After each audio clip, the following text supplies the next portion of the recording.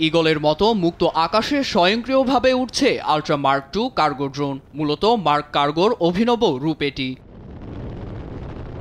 1000 kilometre পথ পাড়ি দিতে সক্ষম মার্ক 2 টানা 9 ঘন্টারও বেশি বিরতিহীনভাবে থাকতে পারে আকাশে, বহন করতে পারে অন্তত 150 কেজি ওজন। এমনকি বৈরী আবহাওয়াতেও পথ খুঁজে নিতে সক্ষম ড্রোনটি। এর অবতরণে প্রয়োজন নেই এয়ারপোর্টের মতো অবকাঠামো।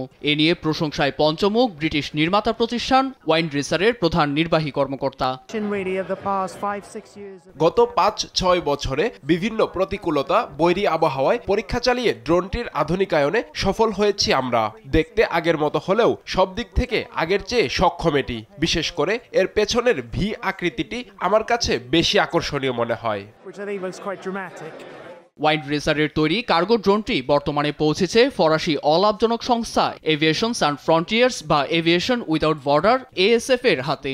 সংস্থাটি রয়টার্সকে জানায়, মধ্য আফ্রিকার অঞ্চলগুলো অত্যন্ত দুর্গম। সেখানে সেবাকর্মীদের পাঠানো মানে তাদের জীবন ঝুঁকিতে ফেলা। তার উপর যাতায়াতেও খরচ বেশি। আবার সময় মতো মানবিক সেবা পৌঁছানো সম্ভব হয় না। এতে কর্মীদের ভোগান্তি কমাতে ও সময় মতো জরুরি সেবা পৌঁছাতে ড্রোনটি বেছে নেন তারা। যেখানে সাধারণ এয়ারলাইন্স পৌঁছাতে পারে না, সেখানে এএসএফ জরুরি সেবা নিয়ে হাজির হতে চায়। সেজন্যই এই ড্রোনটি আমাদের জন্য প্রয়োজন। এটি ব্যবহার করে মালি, বুর্কিনা ফাসো, নাইজেরিয়ার মতো বিপজ্জনক জায়গায় নিরাপত্তার ঝুঁকি ছাড়াই পৌঁছাতে পারছি আমরা।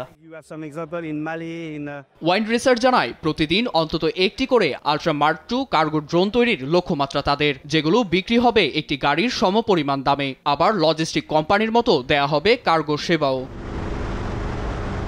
নীরব দাস, নিউজ ডেস্ক, দেশ টিভি।